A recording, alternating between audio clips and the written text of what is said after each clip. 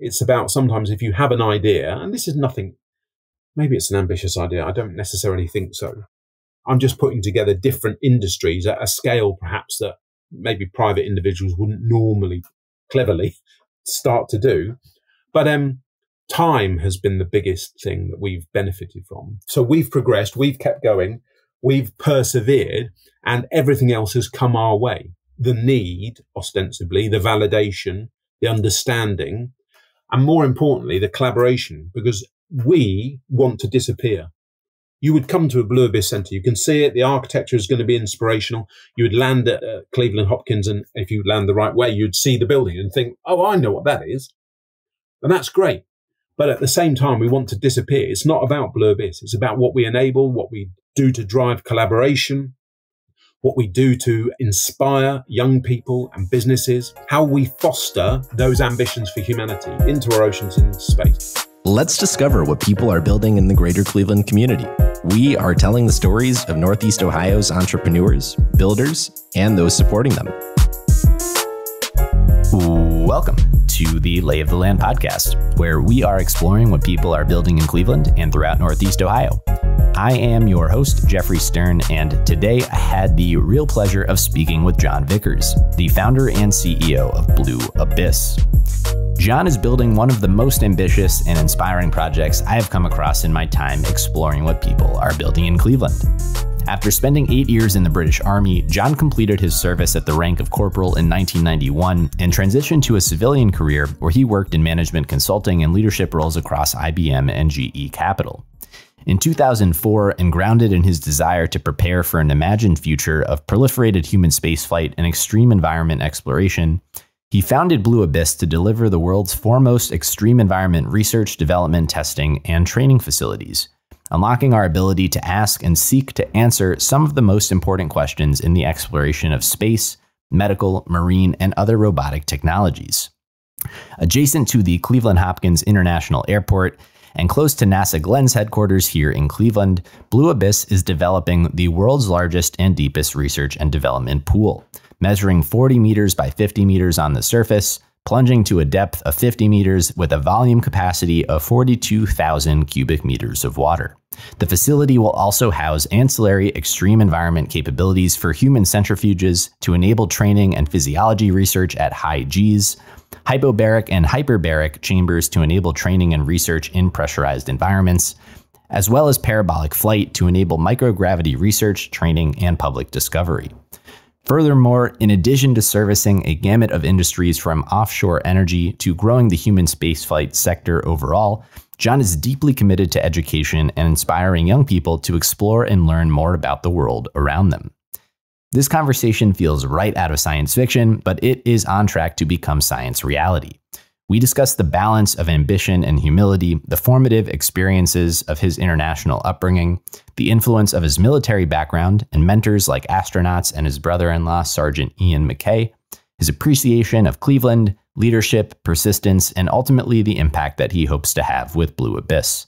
So please enjoy this fascinating conversation with John Vickers after a brief message from our sponsor. Lay of the Land is brought to you by John Carroll University's Bowler College of Business, widely recognized as one of the top business schools in the region.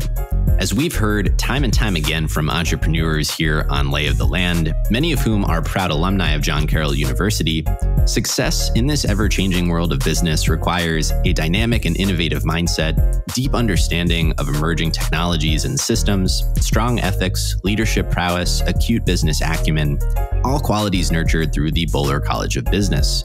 With 4 different MBA programs of study spanning professional, online, hybrid, and 1-year flexible, the Bowler College of Business provides flexible timelines and various class structures for each MBA track, including online, in-person, hybrid, and asynchronous, all to offer the most effective options for you, including the ability to participate in an elective international study tour, providing unparalleled opportunities to expand your global business knowledge by networking with local companies overseas and experiencing a new culture. The career impact of a Bowler MBA is formative and will help prepare you for this future of business and get more out of your career. To learn more about John Carroll University's Bowler MBA programs, please go to business.jcu.edu. The Bowler College of Business is fully accredited by AACSB International, the highest accreditation a College of Business can have.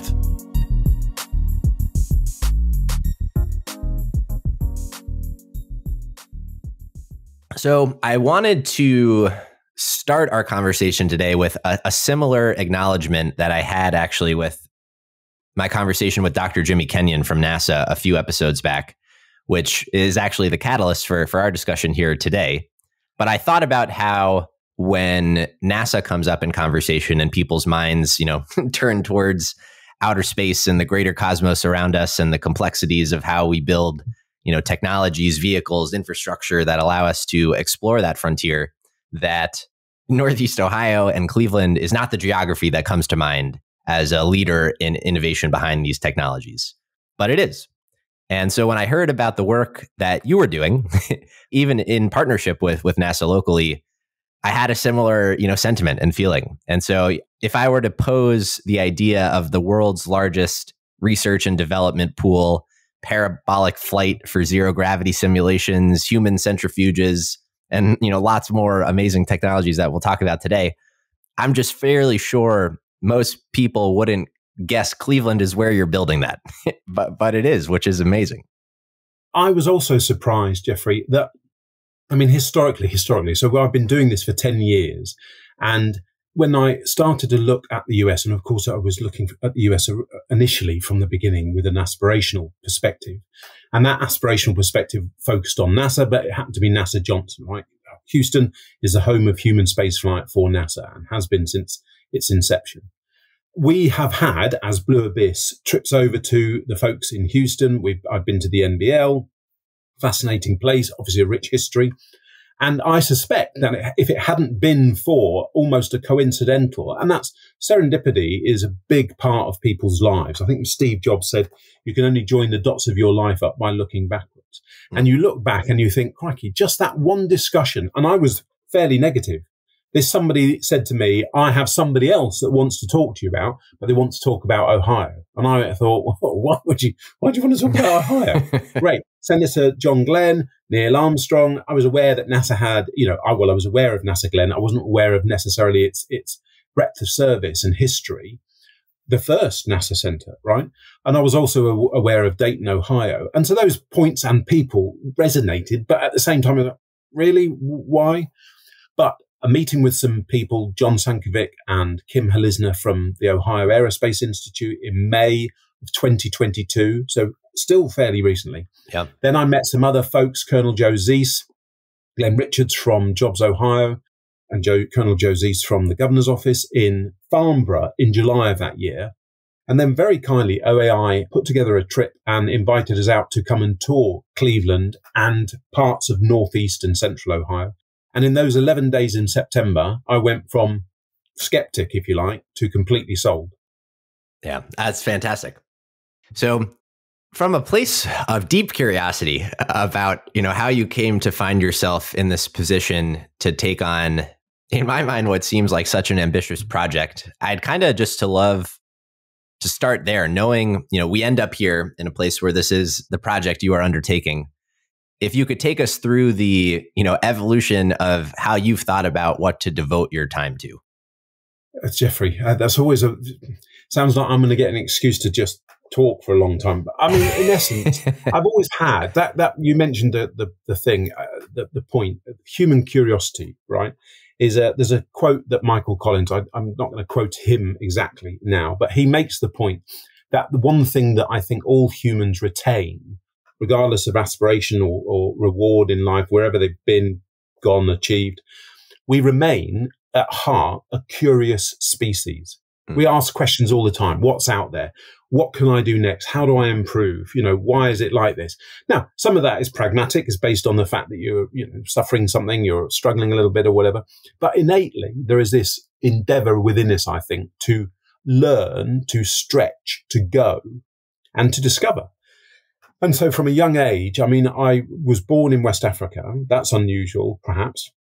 Most people you would expect, if you say you're British, then there's perhaps Kenya or South Africa. But I was born in Liberia in West Africa, My father and mother, then we moved to the Middle East, to Saudi Arabia. We spent a few years there. Then I moved to Bahrain in the Middle East and grew up there before my father was killed. And so my mother and I were, through circumstances, compelled to come back to, well, for me, come to the UK really for the first time. I've been on holiday and reassimilate into, so from a look perspective, right, I may look and perhaps sound British, English, but I'd never been there.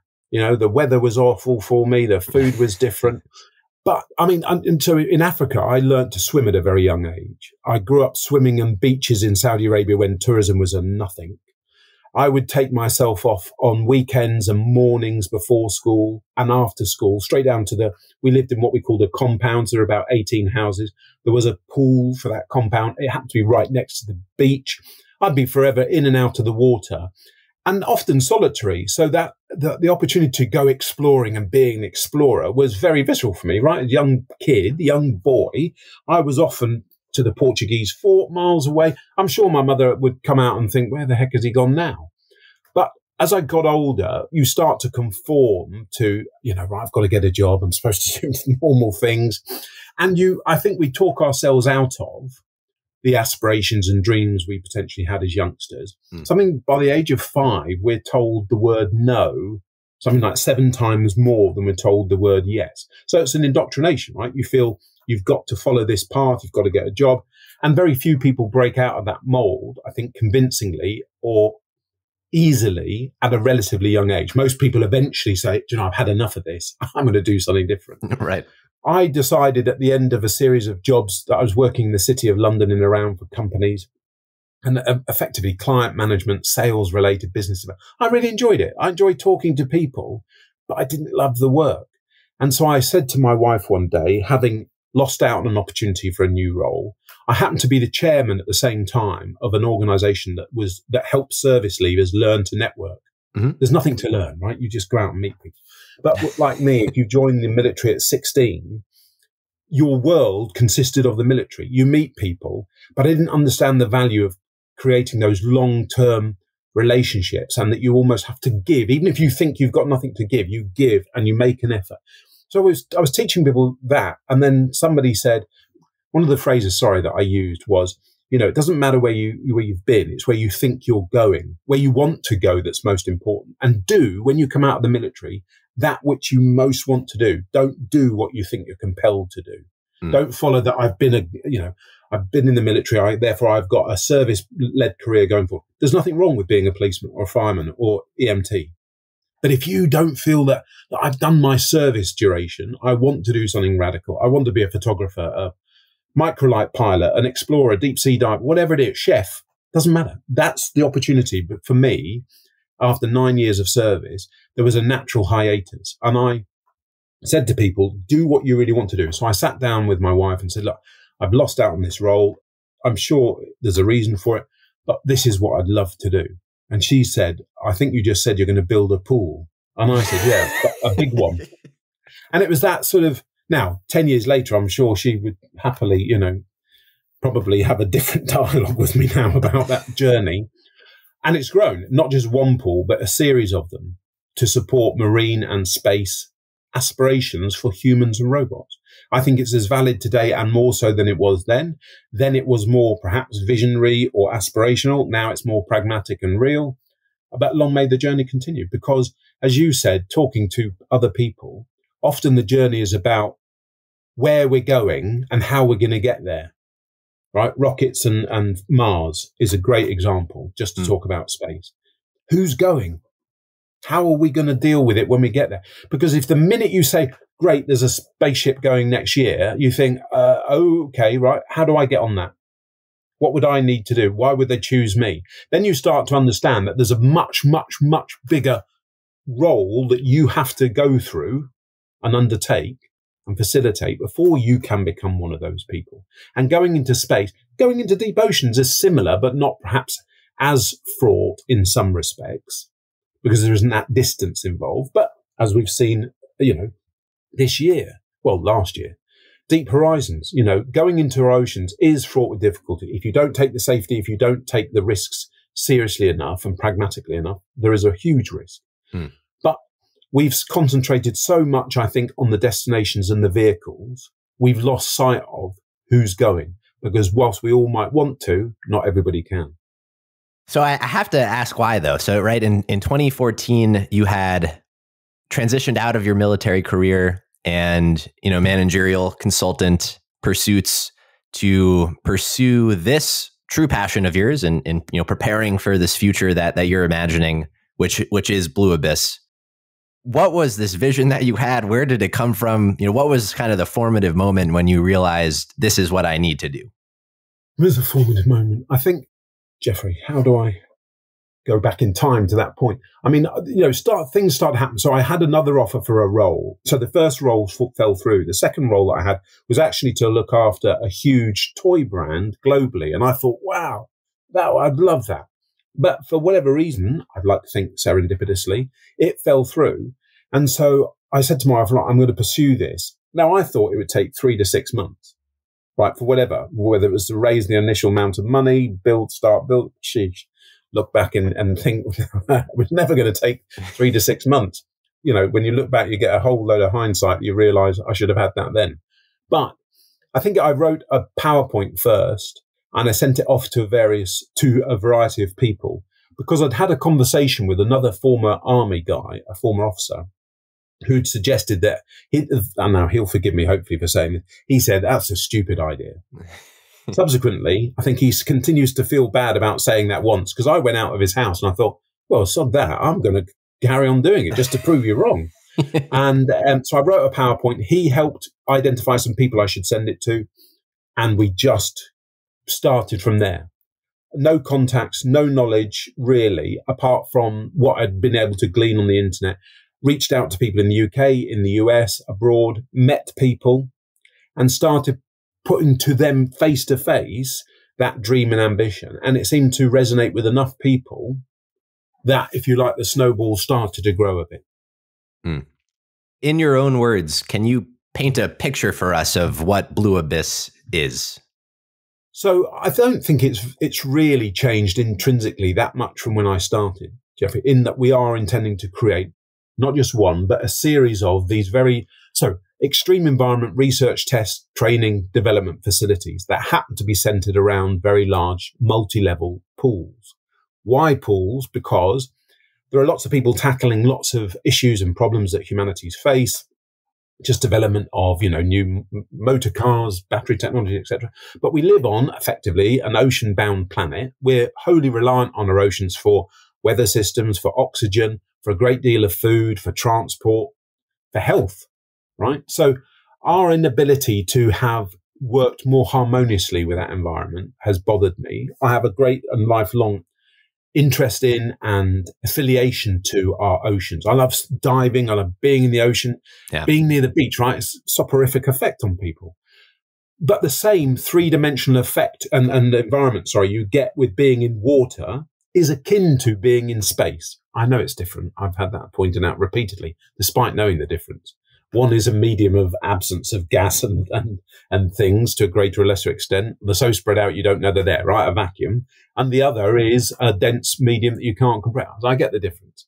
But the ability to say, okay, I can use one, an ocean or a pool, to simulate the other and do long duration simulated missions, spacewalks, trials in, as well as develop technology for our oceans, a pool is the natural answer.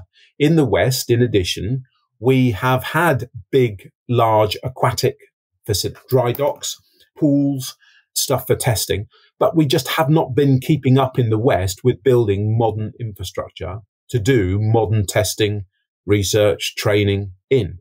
So we're using increasingly old facilities to do increasingly modern things with. And not only that, but I think there's more linkage between oceans and stuff we do in our oceans and stuff in space than those two individual industries perhaps have recognized. And I think we can be a bridge between the two.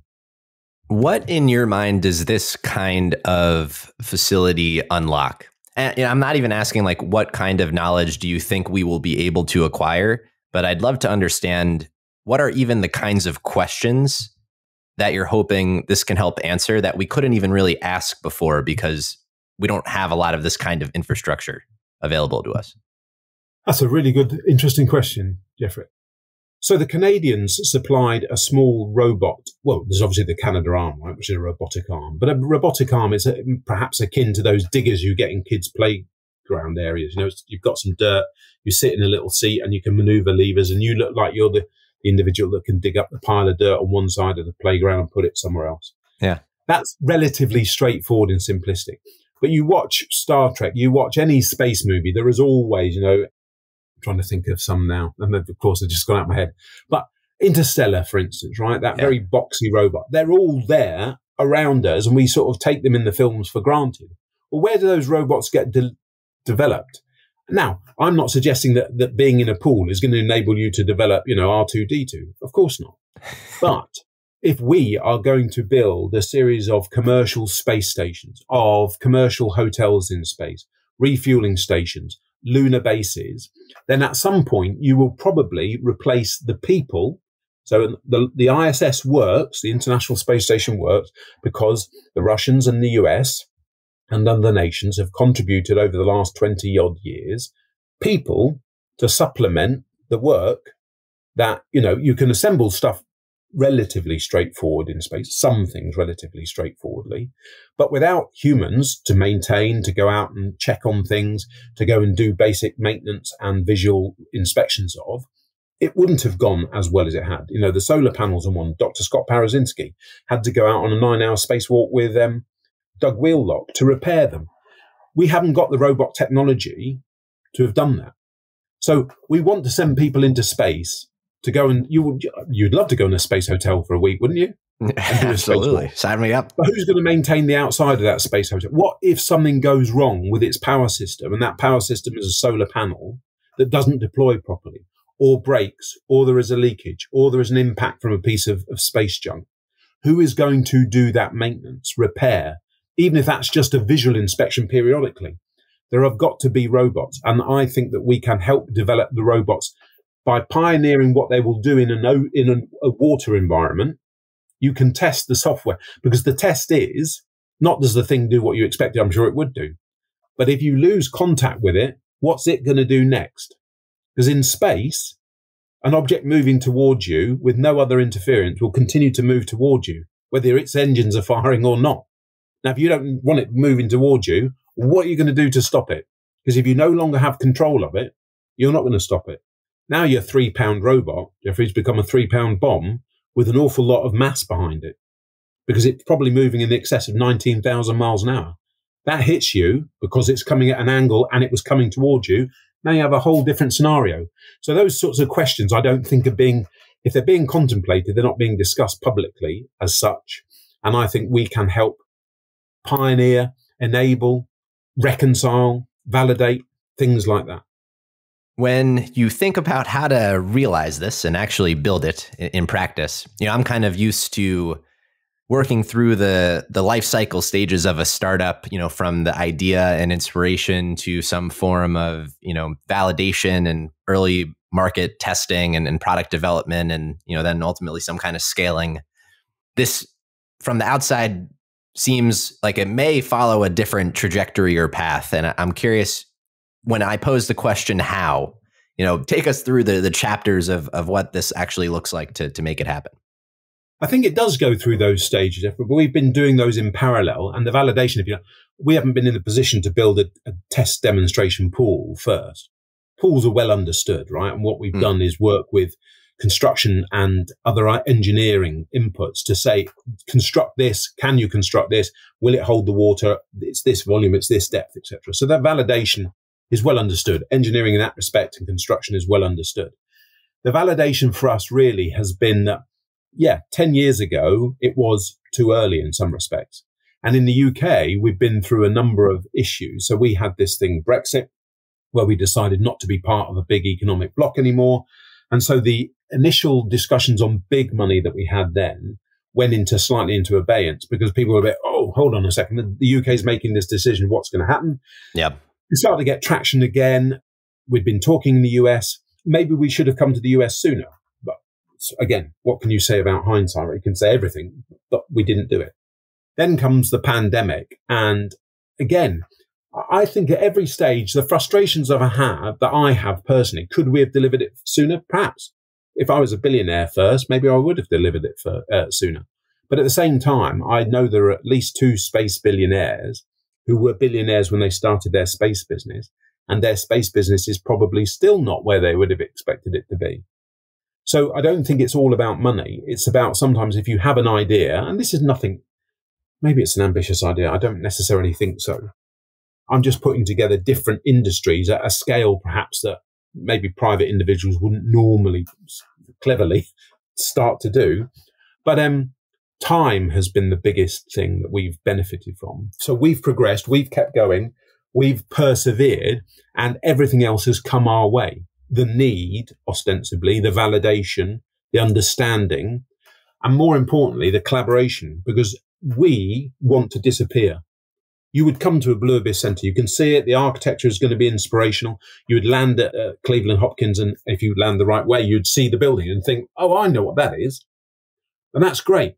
But at the same time, we want to disappear. It's not about Blue Abyss. It's about what we enable, what we do to drive collaboration, what we do to inspire young people and businesses, how we foster those ambitions for humanity into our oceans and into space. And if we disappear, if we become, as I'm very happy to tell everybody, we're supplying the picks and shovels and pairs of jeans. If you want to go and look for gold, we'll help you in our region and level of expertise. But you don't remember the hardware store. You remember that you found gold. And that suits me fine, because I'm not a gold prospector. But I know what you need to go and find gold. In the spirit of the picks and shovels analogy, from a business perspective, I think lots of at least in the stories, the fortunes were made in the picks and shovels rather than the gold mining itself. When you think about Blue Abyss as a business, I'd love to understand, and I was thinking about this, like, what is their competition? What does this model actually look like? Who are the kinds of organizations you envision as customers? What is the path to economic sustainability such that, you could disappear? So that's another very good question, Jeffrey. So when I started, there were no competitors. There have been a number of people who've said, we can train astronauts, right? And they'll take you to a hotel and they'll do what they say. At the moment, there is no printed curriculum that says you must do this on day 1 and by day 5, you'll have, achieved X percentage in these 4 tests. NASA, obviously, we would look to and suggest has a gold standard for how they prepare a human to go into space.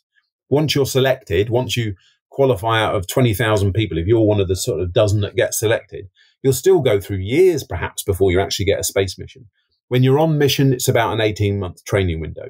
So we understand that. There are some businesses that I'm very close to and welcome there. It's not competition. I think we are broadening the opportunity out there. We are not categorically just a space company. That's perhaps both a blessing and has been a frustration, because when you say to people, I'm going to build a big pool, you get the funding, grandiose people who really don't understand that and sort of dismiss it out of hand. But we live on an oceanic planet, and in order to deliver next generational capability in our oceans, let's give you a next generational place to do that development, research and testing in. Without it, we won't. It's fundamental. We have a gap in our technology readiness level, TRL, between level 4, so iterative improvement. I've had an idea. The thing floated in my bathtub. Now I'm doing some trials. I'm not doing it in the preeminent place to do it. I'm throwing it in a pond or a lake every now and again. It's sunk or swam. Seem to do. But how do I improve it iteratively? Where's the facility that enables me to do that? How do I get some inputs? And then you get to level 6/7 when you want to get to the end of that improvement phase and the thing is ready for real world testing. We've never claimed to be the real world. We claim to be a filler part of the chain.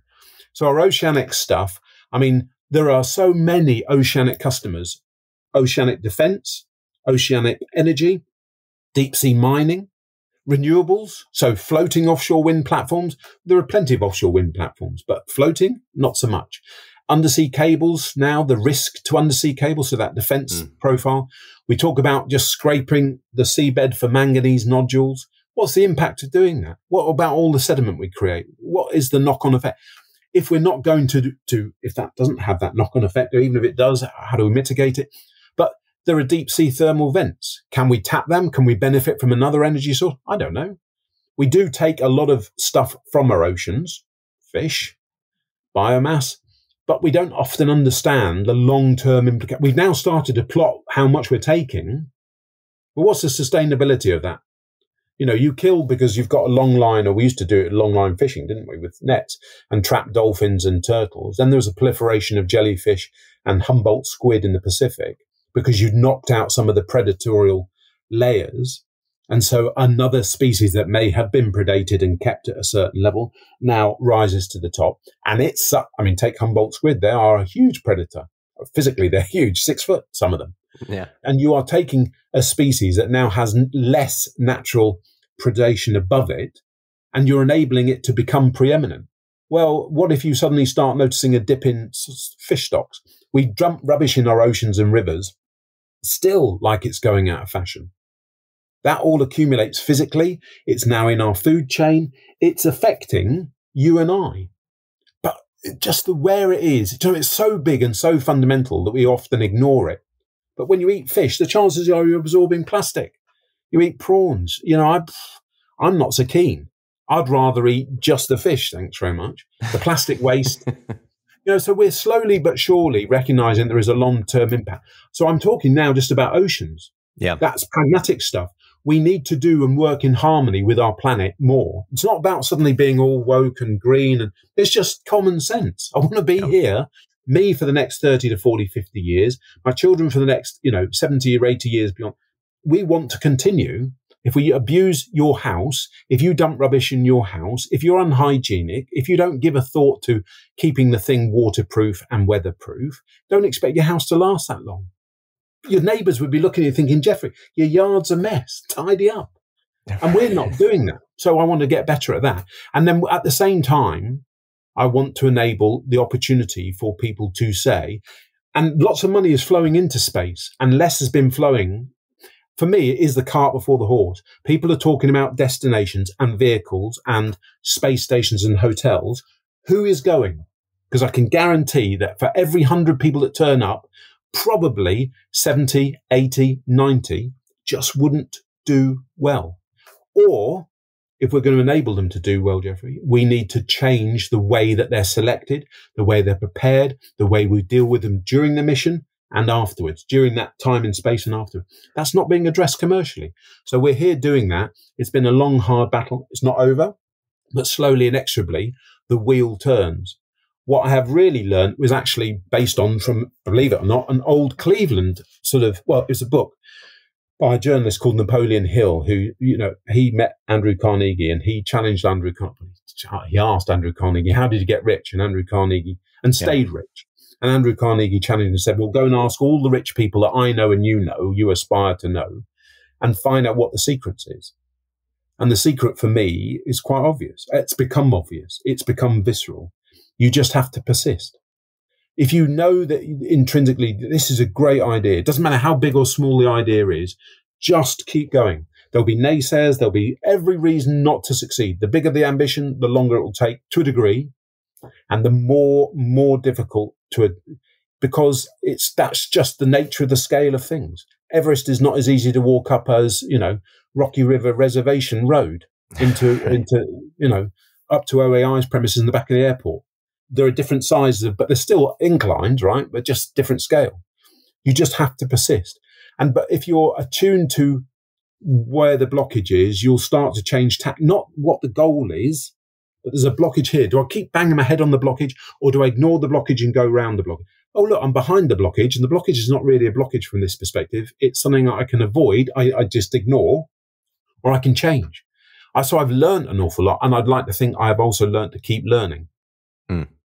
It is ambitious. It is aspirational. It is inspirational. I feel inspired by it. Actually, in the spirit of that inspiration, I do want to ask, if you'll indulge me on the detour, about the educational opportunity, because I would imagine, I grew up kind of, watching, the Magic School Bus and, those kinds of shows about, these kinds of sci-fi kind of futures. But I would imagine there's so much that could be done from an education perspective with these kinds of facilities that you're building, and just what your vision for that is. That is you're one of very few people. And I love talking to people who see things and don't just listen to the conversation, but it prompts their own monologue internally, right, with themselves. Oh, what about this opportunity? And has he thought about, or I could? That's what we are trying to do. So, like you, there was a series by Leonard Nimoy. I don't know if you got it. I'm sure you've got it in the US, Jeffrey, but you're too young. Where he, for instance, the crystal skulls, he was talking about the Aztec lines in Peru and stuff, you know, on the ground, these geometric and shapes and artwork and supposedly runways, right, that you could only see when you were airborne, that ancient civilizations laid out. The pyramids are called. There was a series of programs he did, just fascinating. And they really sparked in me. I watch my son and my daughter and younger people, and we are consumed by the short term, right? Short TikTok shorts, YouTube shorts, short video, short attention span. It's not interesting me. Next. And it's diminishing. Yes. And therefore, I would suggest, and I'm sure every generation says it about the generation after it, we're getting stupider. We're getting less inquisitive. We are less inclined to feed our curiosity because we become slaves to these little black boxes that consume your mental attention, but in a negative way. And I don't want to do that. I want to follow the Jacques Cousteau programs. When I came to the UK from the Middle East, I started watching him on television, and that laconic French accent and just, you know, descending into oceans. I'm doing a bad French accent. I'm not going to do anymore. But just, I thought, wow. And he dressed his divers in silver suits specifically, and they had the helmets with the lights built in to look like, to a degree, spacesuits. It was proper Gemini and Mercury stuff. And I want that. That's wow. That's the world out there. I have to insist on my children not being on their phones, right? And you have to take them out and they have to get outside. They have to fall over and scrape their knees and get dirty and taste dirt and pick up worms and look at tree leaves and go and explore and see and hear nothing in the wilderness, to really think, part of you, I'm nothing. Look at all this. We are diminutive. But at the same time, you expand the two things you can only ever expand that are worth expanding: your mind and your soul. If you do those things with people, wow, what a difference you make. So the educational out for me, Jeffrey, fantastic question, because it's the opportunity to go in front of, because for a period of time, young people aren't corrupted. They may be being told no a lot. I think we need to try and maybe stop some of the no's, but they are excitable. They want to be. They're exciting. You can say to them, wow, and they'll, wow, oh, what is it? Put your hand in this, and it's a bit, whoa, you know, and it could be a scary thing, but it could be the start of a journey. You put any child in a snorkel and a suit in Lake Erie, and at that moment, in that place, they're an absolute explorer. They're the first person at that time and place to do that. Now, you say to every child in and around Cleveland or Lake Erie, I'm going to give you the confidence to go and snorkel, so you can snorkel down appropriate rivers or go into the lake, and your parents don't have to worry. All right, I'm not asking you to just go off on your own. You're wearing a suit. You've got a buoyancy jacket on. You have the competence and confidence to go out and explore like that. You broaden children's minds. Now, if that doesn't mean every child has to become an aquanaut, a diver, or an astronaut, but they go and say, I'm going to become, just being out in nature, just the way these people are talking, just having met this astronaut or this space medicine person or this deep sea diver has caused me to be more driven to become the best garden designer or photographer. Then we're achieving. I want to help unlock that excitement. And in and around Cleveland, there's such a rich history, which is great. But that's history. Let's create the future. And if you inspire people, they create the future. I'm an old fuddy-duddy now. I want to inspire people to take it. I'd happily interview everybody I could. And the next person, if I got the sense they could be the next CEO, I don't care how old they are, I will do whatever it takes to help them be the next CEO of Blue Abyss and let them develop it to be even bigger. Fantastic. Lay of the Land is brought to you by Impact Architects and by 90. As we share the stories of entrepreneurs building incredible organizations in Cleveland and throughout Northeast Ohio, Impact Architects has helped hundreds of those leaders, many of whom we have heard from as guests on this very podcast, realize their own visions and build these great organizations. I believe in Impact Architects and the people behind it so much that I have actually joined them personally in their mission to help leaders gain focus, align together, and thrive by doing what they love. If you too are trying to build great, Impact Architects is offering to sit down with you for a free consultation or provide a free trial through 90, the software platform that helps teams build great companies. If you are interested in learning more about partnering with Impact Architects or by leveraging 90 to power your own business, please go to ia.layoftheland.fm. The link will also be in our show notes.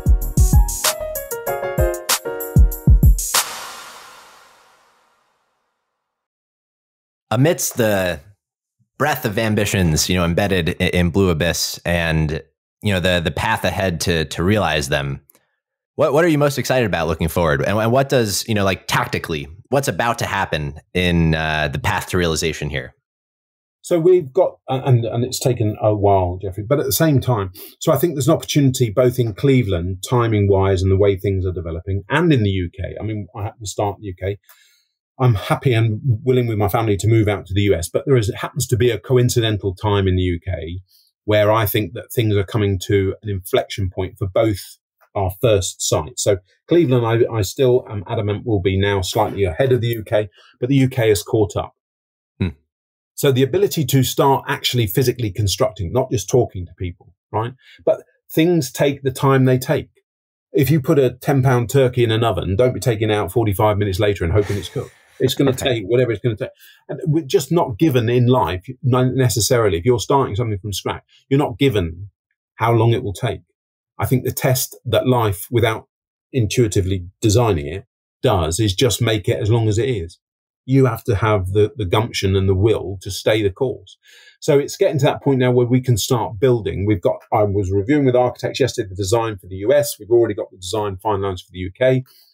I want to be able to get some renditions so that we can release that. So that will hopefully inspire and other people can start. I could use that and I want to do a show here and there's going to be a planetarium. And now the community and the commercial world take over it. We just facilitate their desires so that by the fall, we'll be constructing in the US. I'd like to think by the start of the new year, 2025, we'll be in a similar position in the UK. And we have aspirations to grow the number of centres because we live on an oceanic planet. We need to do more stuff in our oceans. And if we are going to fulfill people like Elon Musk's ambitions to live on Mars, I don't think we're going to be there anytime soon. But to even begin the ambition, we need to start planning and preparing and training the people and robots now. And without the centres to do so, it is just ambition. I don't care how wealthy you are, you're talking rubbish. Beyond persistence as the ingredient to success, as you mentioned, I'm curious what else, as kind of your earned wisdom, you have learned, both what you took with you from your military career and then, afterwards in a professional context, and then as an entrepreneur, that's kind of informed your leadership and decision-making. I grew up, as I mentioned to you in the preamble, Jeffrey, in the Middle East and then Africa. I felt more like a solitary child. So both sisters are much older than me, so they had left home by the time I was really at proper school. I went to kindergarten in Saudi Arabia and then in Bahrain before junior school and starting middle school. But I always felt like I'm more of a lonely, and not a loner, right? Not lonely. So my desire and interest in going off on my own and discovering my own shortfalls and capabilities was perhaps a little bit more honed. The British military, I joined at 16, which is quite early. I would have joined, you can see the picture on my wall. There is a picture there of a guy called Sergeant Ian John Mackay, VC. He won the Victoria Cross in the Falklands War. I was going to join with him. He was the closest person. He was a brother-in-law of mine. He was the closest person to a father figure I had since I was 8. He gets killed when I'm 15. So I lost that sense of leadership and I could grow under his shadow. I could benefit from him carving the path in front and I could just benefit from him clearing the path. So I joined the army at 16. At times really struggled emotionally, mentally, physically. I had to go out at night and do extra runs and stuff to keep myself fit and not be a burden on other people. And so I perhaps took a lot of knockbacks internally. Externally, I mean, I remember a sergeant saying to us all, a platoon of us one night, remember guys, that forgive the French, excrement rolls downhill and you live in a valley. And I thought, why does nobody stop that further up the hill, right? So I thought one of the things I want to do whenever I'm in a position of responsibility is stop just doling out crap for no reason. Stop. That's poor leadership. Big people take on more work and dole out to people below them sufficient that the person below them can handle it, but see, perhaps if they've got the ability to, the person up above is handling more. Okay, I've been given the opportunity to do this right. I want to support the person above me. I will deliver what I need to deliver. And then you'll get given more. Most leaders I've experienced, most subsequent to the army, I've worked for some really good professional people, and I've worked for some appalling professional people. Civilians who've never been the military is not the only validation in life by any stretch of the imagination, but it does an awful lot to stretch you. So I'm always thankful that we in the West have people who have been prepared to go out and do it. And for my own service, that it shaped what does leadership mean. And leadership is not just being at the front. Leadership means being at the back, means doing the small intrinsic rubbish collecting jobs, as well as the big presentations on a world stage. If you're prepared to do both, I'll stand next to you and help. If you think it's all the glory and none of the crap, then forgive me, but I'm not with you. That's part of the ethos. So the persistence comes because in the army, in the British Army, they don't like if you quit. So they'll kick your backside repeatedly. You don't be quitting because the boots hurt. Get rid of the boot. Go out at night, work the boot till the boot's softer than your foot. Go out and just grind it out. And you maybe I didn't develop enough toughness, but I developed enough of a toughness that I can put my head down. And I might be bitching and whinging about it, but I'm just going to keep my head down. And I might be fat now, but I'll be at the end of the line. Might take me a bit longer, but I'm carrying quite a heavy load because I've been there. I've been in the squads, and there are gazelles who are right off at the front and off. And you think, well, I've got just as big a Bergen. Yours doesn't appear to be as full, but I'm also carrying my weapon and the squad machine gun and all the rounds. You know, sometimes the big slow guys in the military are just as relevant. You don't have to be at the front. It's getting there together and delivering. So the military gave me a toughness. I would not have done any of this and been able to do any of this without my wife and family and support.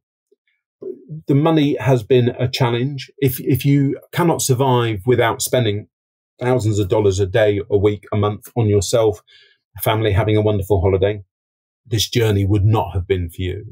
I have asked them to sacrifice far, far, far more than I was ever had the right to do and put on other people. It's one thing to take on a challenge yourself. It's something else to ask other people to do it. And I have put them through the ringer, but that they have been generous enough to allow me to continue, especially my wife. My children didn't have any choice, bless them. Maybe that's why I'm indulging them on the phone, every now and again, because they think, Dad, come on. But my wife has put up with an awful lot. If you have somebody supportive, if you have family and friends who genuinely support, they might not be able to give you money, but just words sometimes, just a shoulder, just the space. That has been, and then the last thing, I should finish the sentence. That's been a real boon.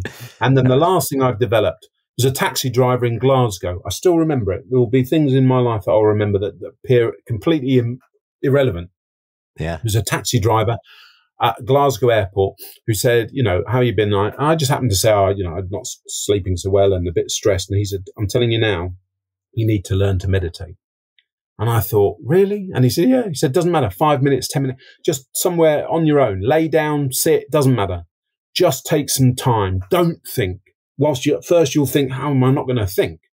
Eventually you'll learn not to think and you'll just drift with it. And just some 10 minutes to yourself is a balm to the soul, is a balm to yourself. The world can go and hang for all you care for those 10 minutes. If the world's going to end in those 10 minutes, you wouldn't know about it, so it doesn't matter anyway, right? But trust me, it's not that important. No matter who you are, no matter how rich you think you are, in 10 minutes, if you can't take 10 minutes out and stop talking about yourself, you're not that important. Go and just have 10 minutes to just let it all wash away. Because in those 10 minutes, you can be on a beach in Thailand, ski resort in Colorado, the Finoki swamp in whatever. It doesn't matter. But you can be anywhere you want and just at rest. It is a powerful, humbling tool. I love that it came from a cab driver. Yeah. You never know, right? You never know when the inspiration's going to go. You got to keep paying attention. Yes. Well, in terms of inspiration, you mentioned Ian MacKay, the man on your picture there. I'd love both to hear what you learned from him, and more generally, how you think about the role and influence of mentors and mentorship. So Ian, my father was killed different when I was about 7.5, 8 years old. So one morning when I would have normally gotten up to have breakfast with him, he'd already gotten and gone off to work. And I answered the phone call from, happened to be my younger of my two older sisters. The young one also lived in the Middle East, to take a call saying, you know, Dad's had an accident, get Mum. So I heard her crying, but I didn't think anything beyond it. I just got on the school bus. It was only later after the school assembly that the vicar called me to have a chat. And I thought, crikey, I've been caught talking in assembly. I'm for the high jump. And then I got a big sort of talk. And then I got put on the school bus on my own and sent home, which I found a bit challenging since. My older sister met Ian in the military in Germany. And then I got to meet him, and I got to meet him in the summer of 1976. There was a drought in the UK. A drought, right, is 2 weeks, no rain. That is what constitutes a drought. In other parts of the world, it's a drought that lasts months or years. In the UK, it was 2 weeks. It may have been a bit longer than that.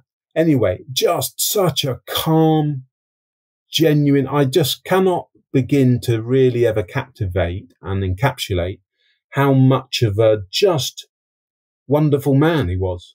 It would still make me well up to think I was touched by him when he was so generous with his time, so gentle. I think we only ever had one sort of slight disconnect, and I'm sure I was at fault. I was a kid. I was being precocious.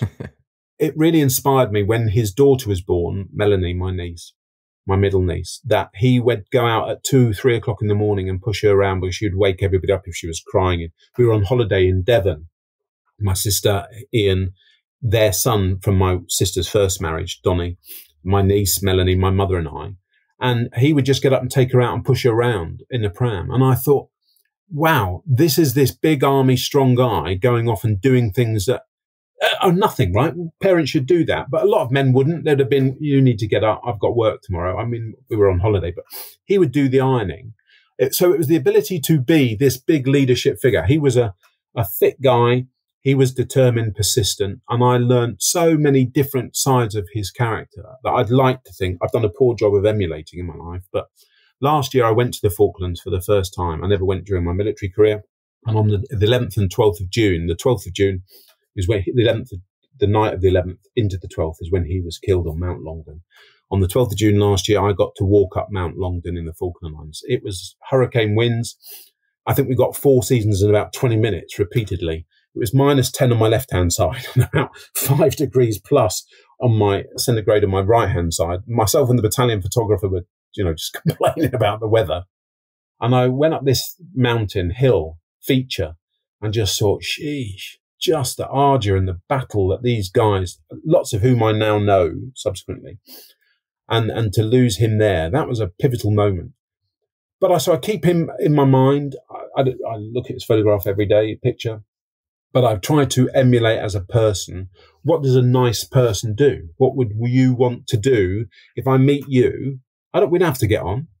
But did I treat you nicely? Was I generous? Was I honest with you? I'm not walking in your shoes. So I don't know your challenges and tribulations. So I shouldn't castigate but I'd like to think I'm trying to just be as open and honest with everybody I meet. Yeah. And the military taught me certain skills, life has taught me others, and I'd like to keep thinking that I'm doing my best going forward. I'm probably failing, Jeffrey. But what's failure? Well, it's just you're not practicing enough. But by the end of my life, I'll probably be better. I don't know that you're failing. Just from our conversation here, it's a beautiful sentiment in that I think even the expression of would suggest that you are not. Well, thank you. It's nice, right, to have validation. But maybe that childhood growing up more on my own. One of my sisters, I said, in Africa, she lived with us for a period of time in Saudi Arabia. The younger of my two older sisters lived with us. But I've always intrinsically been aware of being on my own. And so I'm comfortable being on my own. I often say to my son, and maybe now as a teenager, he's right in the middle of his teens. Well, no, I think he's past the middle point of his teens. He's getting slightly older, 16. That I said to him, be comfortable being quiet. Be comfortable going up to your room. If you want to put music on and just I used to lay on my floor. My mother bought me a stereo. And I used to we didn't have headphones, right? You know, talk about a hard life, you know, wind up the old record, get the violins out. But I would put the speakers on the floor and turn them inside. I'd lay down and I used to listen to Donna Summer's I Feel Love on repeat on that LP. How it's not a worn out record, I don't know. But I just used to, I suspect, meditate, just drift off. But it was time on your own. You didn't need to be like everybody else. You didn't have to have the latest clothing. That's a pressure I see on young people. I would love to go into a school. Somebody very kind. I help mentor young. I belong to a program that as working people, business people, go to schools in the UK. And I went to one sixth form, and the kids were all talking, and I just stood there. I didn't need to say anything. They became quiet, and this lady very kindly, she just said to me afterwards, "How did you do that?" And I said, "Just is, right? You just have to have a certainty about you. We don't have to be anybody else. We're all busy fitting in with everybody else when we're born to stand out. Just be yourself." And I said to my son and daughter, I think, have always recognized, you don't have to be the most popular. You don't have to be the most good looking, whatever that actually means. Find the oddballs, find the geeks, the nerds, the jocks, because you don't know what actually they're feeling inside. They may be projecting something, but you find some of the oddballs and geeks and nerds are some of the most gifted, intellectual, wonderful, creative, gifted people. You know, so that the aspiration is we all want to be like the jock, but you don't have to. I was a jock. I played cricket and rugby for my schools. But at the same time, I was friends with people who weren't.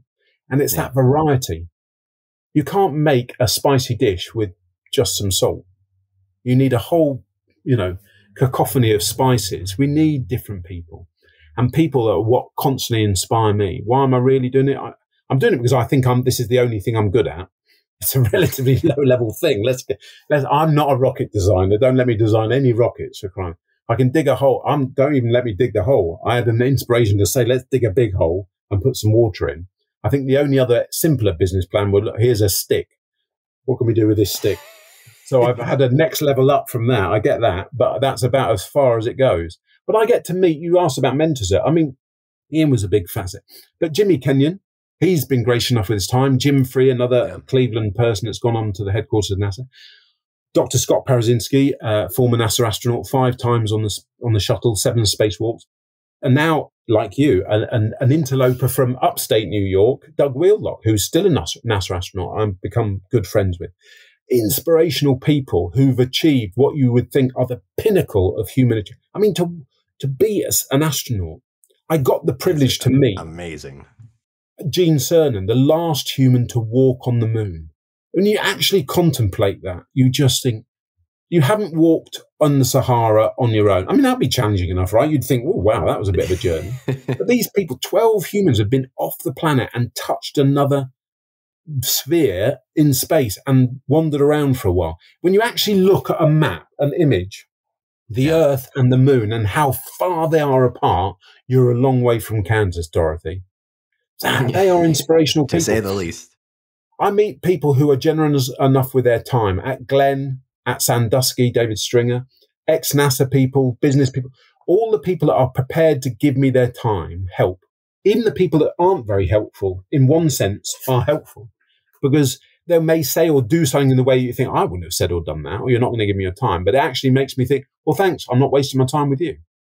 Or I don't want to be like that. Or as a company, we won't do that. So, but those names I mentioned, I mean, you know, Dr. Sylvia Earle, she was another hero of mine growing up in the 80s, reading National Geographic. She appeared in the pictures of Rolex watches in a newt suit, going to 1,250 feet. I used to think, wow, what a job. I had the privilege of meeting her. What a phenomenal lady. Anna Lee Fisher, first mother in space. I've met her. She's just lovely. I've met relatives of Jacques Cousteau, Alexandra Cousteau. People who are generous enough with their time, Jeffrey, I just am fascinated. Why with the Alexei Leonov, Dmitry Pronario? Sadly, I didn't get to meet Colonel Ed White. He died on Apollo 1. But his son and daughter, his son, Ed White, very gracious, and his daughter, Karen, have both allowed me to use his father's name. Alexei Leonov, who I got in touch with through Dmitry Pronario, who is a Romanian astronaut. Alexei was the first human to walk in space. Ed White was the second. both of them allowing me to use their name on the first facility we build. I mean, I've got no direct connection with these people. I'm not an astronaut. I don't hold any world records of anything, right? I'm completely unremarkable. But to them, just the way that they allowed their names to be used. And Alexei wrote me a phenomenal letter. I was just... Yeah. Wow. Well, I've been privileged, regardless of what happens with Blue Abyss, to have been on this journey, to have been enriched by these people. And times and discussions like this, just to share a bit of it. What a privilege. Who gives a monkeys about John Vickers, right? But just to be able to speak about hope and ambition feels like a really wonderful thing. So thank you very much. Well, thank you. It's a mutual privilege. So I think we can bookend our conversation here with two questions, one very, very broad and one very specific. In reflection on this whole journey, building Blue Abyss, your personal upbringing and everything else, is there something that comes to mind as most important that is unsaid, that we haven't talked about, that you would like to surface and share? Do you know, if I could probably give any advice, not that you should listen to any advice I give to I might give you the wrong direction to the nearest newsagent, so don't listen to anything I've got to say. But it would just, if somebody's out there and thinking, oh, I'd love to do something, I guarantee that they have got the capability to do it. Honestly, if you looked at my bank statements, you'd think, sheesh, this guy. I mean, we validate things too much on material, right? I.e., have you made a load of money? But you're not successful yet. But the word yet is important. We're so quick to judge people when they're on a journey, when they're in their life, when they're doing something. We poo-poo back to being told no repeatedly. I'd love to be a cartoon. I know a friend of my son's who is a phenomenally gifted cartoonist, illustrator. I hope they go and have, if that's what they'd love to do, the most wonderful career doing that. There are people that we look at, we're too quick to, rubbish them and poo-poo them. If you could really spend time with every kid, I would wish that every parent would spend as much time with their children as possible. We've made it slightly too easy for people to have children and the parents don't do enough for their children. It's a privilege. And when you get somebody who is so potentially positively malleable, I wish nothing bad would happen to young people. And I wish we could give them every opportunity to do better. Because then I think we would get ourselves out of some of the hate and some of the issues that we face. We should be looking for the commonality in the good and the aspiration, not the difference, the bad and the short term. Well said. I have nothing to add to that. Well, I'll ask you then our traditional closing question, which is about Cleveland.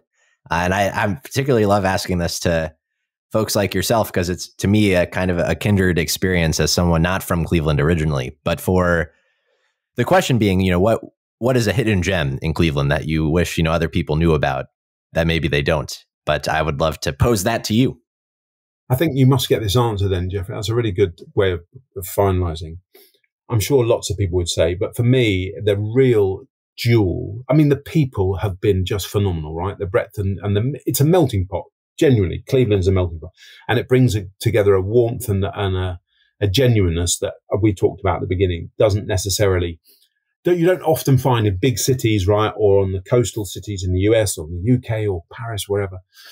There's a genuineness to the people, but as a physical place, I mean, there's such a variety. The food has been fantastic. The variety, but the metro parks for me are the standout feature. You get to be, I mean, I drove through one just on my last trip a few weeks ago, and I entered through the Rocky River Reservation piece near the back of OAI, and I drove northwards towards the lake. And for the first time I drove past the golf course, I think I was headed to Rocky River.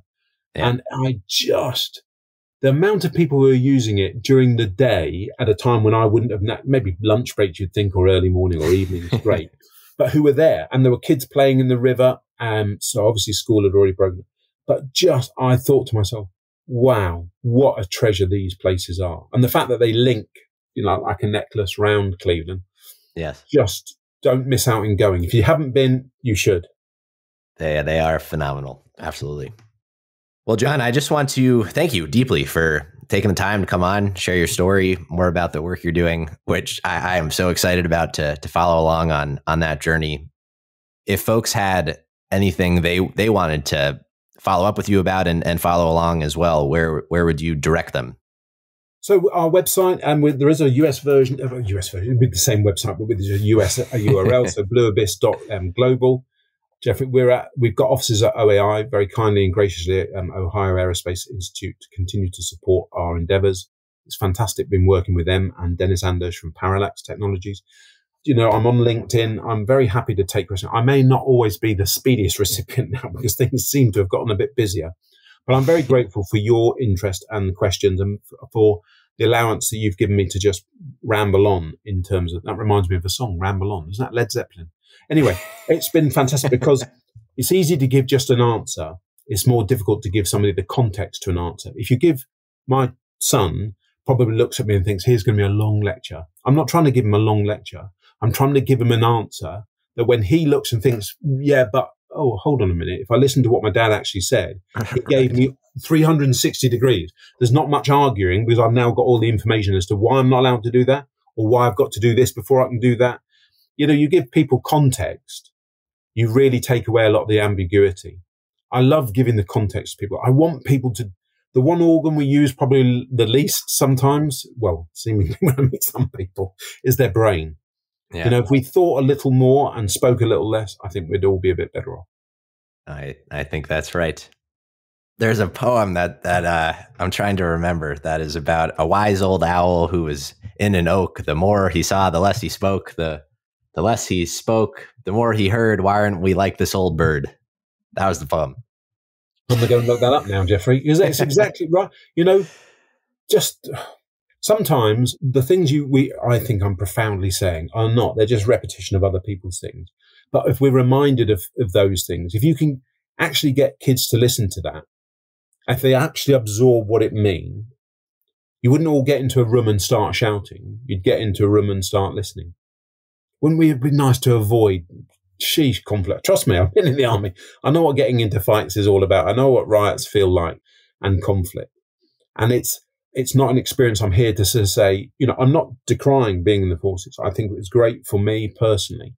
But if we didn't have to have it, I think we would be better off as a species looking outwards to what we can do to improve lives, not find reasons to be divisive and fighting one another. Mm. Anyway, it might be a tad ambitious to hope that we'll all just get on, but let's hope. Crikey, imagine going into space, right, and not getting on with the astronaut sat next to you. That would just be, uh-oh, here we go. You've got to leave that stuff behind, and at some point, hopefully we'll leave it all behind. Well, that's a perfect place to wrap it, I think. Thank you, John. What a pleasure. Thank you very much for your time. I'm really grateful. Absolutely. That's all for this week. Thank you for listening. We'd love to hear your thoughts on today's show. So if you have any feedback, please send over an email to jeffrey@layoftheland.fm or find us on Twitter @podlayoftheland or @sternhefe, JEFE. If you or someone you know would make a good guest for our show, please reach out as well and let us know. And if you enjoy the podcast, please subscribe and leave a review on iTunes or on your preferred podcast player. Your support goes a long way to help us spread the word and continue to bring the Cleveland founders and builders we love having on the show. We'll be back here next week at the same time to map more of the land. The Lay of the Land podcast was developed in collaboration with the Up Company, LLC. At the time of this recording, unless otherwise indicated, we do not own equity or other financial interests in the company which appear on this show. All opinions expressed by podcast participants are solely their own and do not reflect the opinions of any entity which employs us. This podcast is for informational purposes only and should not be relied upon as a basis for investment decisions. Thank you for listening, and we'll talk to you next week.